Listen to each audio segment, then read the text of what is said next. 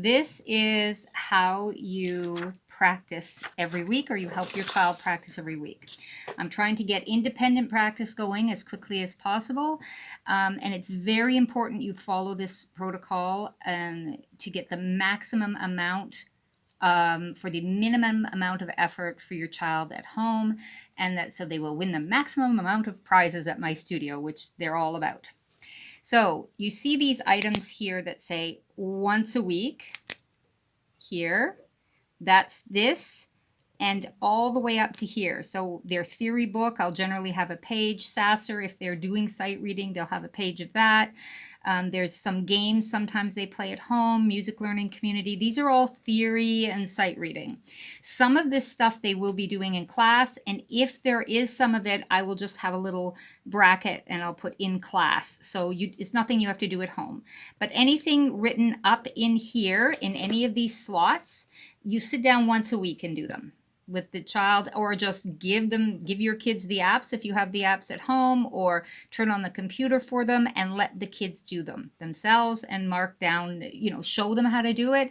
And once they know how, you're scot-free. So you can do that. That can be done.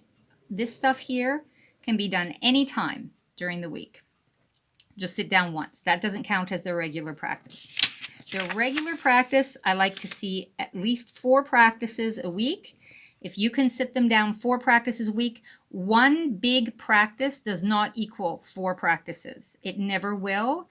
It's not efficient. It doesn't work.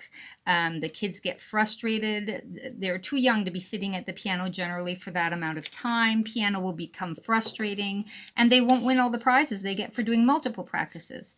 So the prizes they get, and for a good reason, is for doing 4 full practices or more on 4 different days of the week. Think about if you're working out with weights. You're not going to be doing all your weights every day, all the muscles. You need a break in between so that those muscles build up. So let me fill out a typical page. If your child is working on rhythm page, if there isn't anything written in the slot, it means they're not working on that thing. So no problem. So say they're working on rhythm page 14, say they're working on cups page 5, say the scale they're working on is G major, let's say Piano Marvel, let's say they're on 1 D in technique and 1 E in method, let's just say, and let's say they're working on a piece called Going Home. Let's say they're working on a little supplementary extra piece on top of that. So that's a typical week's work for the kids. So this is how they do it. And I want you to, if you invest a couple of months or less sitting with them, their first practices, and it doesn't matter if you know music or not, read the list. What does Lori want you to do? Have you done it? Make a check mark. Go to the next thing in the list. Do it, make a check mark. Go to the next thing in the list, do it, make a check mark. That is the way it needs to be done, and they will absolutely learn the fastest human way possible. So say the first day they sit down to practice is a Tuesday. So put Tuesday up here, and you will skip all of this stuff for now and go to rhythm page. All they have to do is follow the instructions and do the rhythm page once. So tap or clap or whatever it says on the rhythm page, and it probably takes 30 seconds. If they need some help with it, I will have probably sent a video and they can do it along with me. If you don't have a video for that, you can look on my YouTube channel and find it, or you can text me or email me and I will send you a video and they can just do it along with me on the video, and that's completely fine. And when they pass at least 2 lines, I check it in class as their parent or themselves. They can put rhythm is ready. And you just put a little thing saying, yeah, rhythm is ready. And that tells me I can check that page. Or if they're having trouble, just put a little thing saying they're having trouble with this. Then I will help them in class with that. Otherwise, I assume they're just working on it still, and we can keep going with that. So they play it through once, 30 seconds, make a check mark. Have them make the check mark. Then cups. Either with or without music, depending on what stage they're at. Say they're on cups page 5 and this is the first week, so they might try it without music this week. And all they do is run through it once. There's 3 or 4 lines of cups. They do all the actions, make sure that they understand, and honestly, once, not more than once, not 10 times, not till they get it right. If they make a mistake on one of the bars in cups, just have them redo that little section again, just once or twice, and then just keep going to the end of the piece. Don't start back at the beginning and do it all over. Again, if this is something they might have difficulty with, I will have sent you a video, and they can just do it with my video. Once they've run through the page once, with or without music. If it's with music, I might say, you know, I might have a 120 BPM here or something, saying that that's the speed they need to work on it. I might have a final speed of 150 here. So when they have reached a speed of 150, you put down here, cups is ready. You just put a little thing here, and then I will check that in class and move them on to the next page. So, but anyway, they only play cups once. They put a check mark, or you put a check mark. It's done. G major, say they're doing the list of G major, which would be right hand, left hand, contrary, snowman, and arpeggio. You'll have the little scale sheet in their binder. Or they will be doing the next star in Piano Marvel. So you'll open up the Piano Marvel library, but you'll know which one that is. I will specify that. If Piano Marvel's circled, they go to the next star in G major in their library.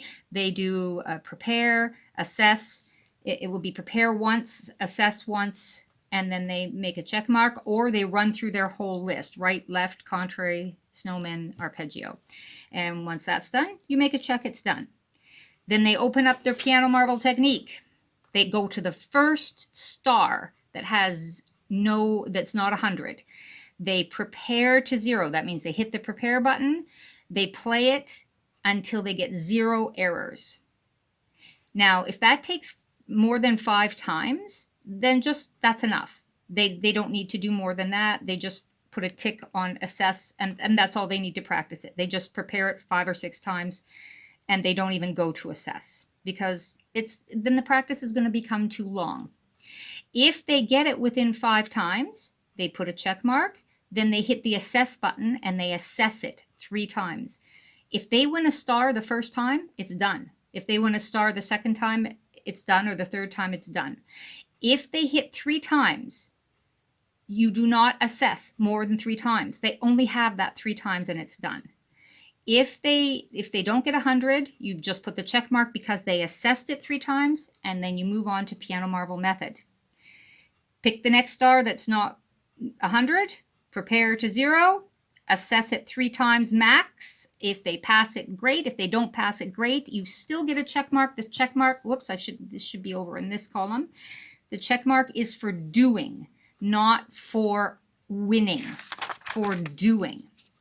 Say Going Home is a piece on their Piano Marvel library, they'll do the same thing with that. They'll open up the next star, they'll do prepare to 0, they'll do assess 3 times, and when they've come down to here, their practice is done for the day. It is done. So literally, rhythm, play through once. Cups, play through once, with or without the music. G major, go through their list, or do the next star in Piano Marvel.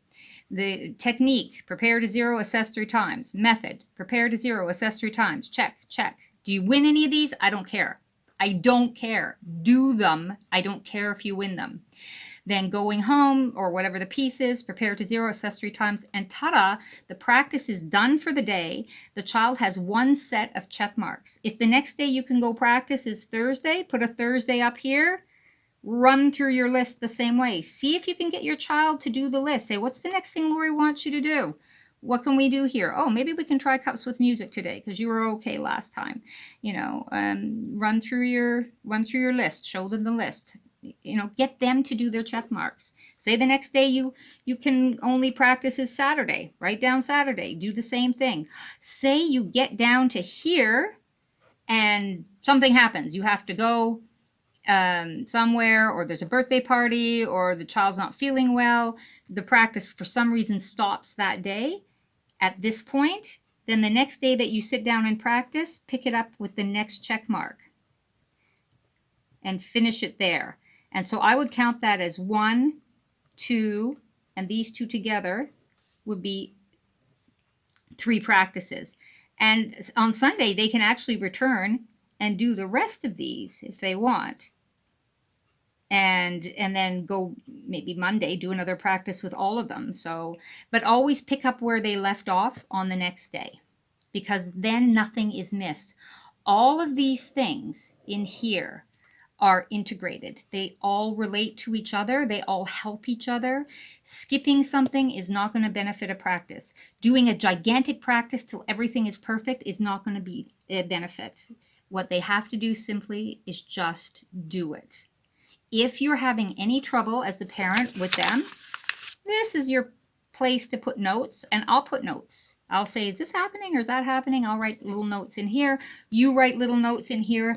If there's something I need to explain, and if there's something new, like say there's something new in technique, I'll put a little star there and I'll say, okay, in technique, this piece they're working on, it would help if you double check the finger numbers, or something like that. I'll write the notes there. But typically a practice might take 10, 15 minutes tops. And it'll be less at the end of the week because they're going to be better at it. They're going to go through it again and more often. The bulk of the prizes are awarded for minutes, for time in, and for amount of full practices. Those big practice incentive prizes, the Valentine's Day, the Easter, the Christmas, they're based on 5 full practices a week. So 4 is like I consider a normal or a minimum, and kids who go above and beyond that win special prizes. So, and there's always a special prize happening. There's always a special prize. So it's based on an average of 5 practices a week. So say one week they get in 7 and one week they get in 4, it's going to average out. So it's all good, and I can always keep you informed of that as well if you want to know. If you have any questions, please email me.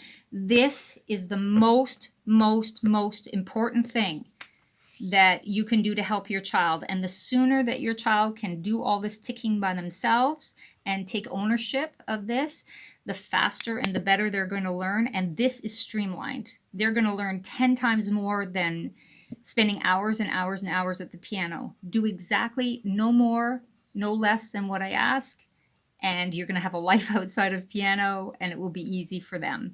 Write down your questions if you have any concerns or anything like that, and just try this and see how well it works. And then once a week, sit down, do some homework or some apps or theory or sight reading, if your child is doing that.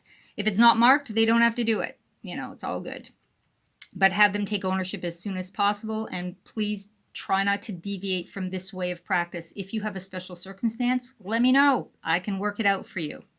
I'd rather have them doing what they need to be doing right off the bat and make it easy. It's going to be so easy for everybody if we can just learn to follow this right off the bat.